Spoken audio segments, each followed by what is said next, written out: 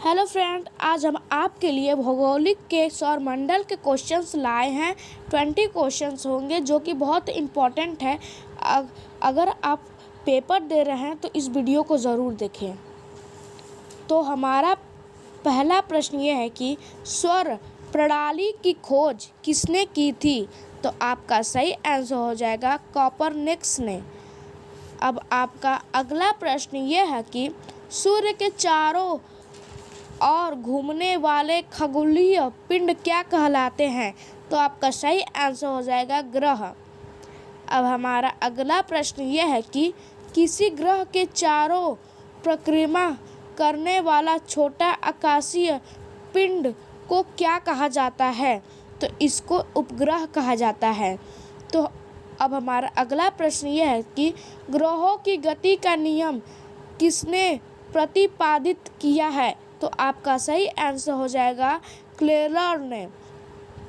अब हमारा अगला प्रश्न यह है कि सूर्य के चारों ओर घूमने वाले ग्रहों की संख्या कितनी है? तो हमारा सही आंसर हो जाएगा 8। अब हमारा अगला प्रश्न यह है कि सूर्य से बढ़ती दूरी के अनुसार ग्रहों का निम्न में से कौन सा क्रम सही है? तो आपका आंसर हो जाएगा पहला। अब हमारा अगला प्रश्न यह है कि पृथ्वी से बढ़ती दूरी के अनुसार ग्रहों का निम्न में से कौन सा कथन सही है? लगता है कि ये प्रश्न दोबारा आ गया इसलिए सॉरी। अब हमारा अगला प्रश्न यह है कि आकार के अनुसार सौरमंडल के ग्रहों का आरोही क्रम है। तो आपका सही आंसर हो जाएगा पहला।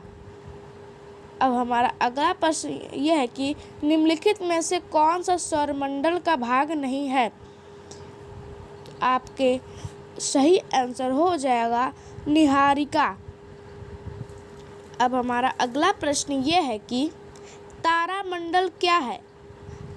तो इसका सही आंसर हो जाएगा ऐसे तारा की आव।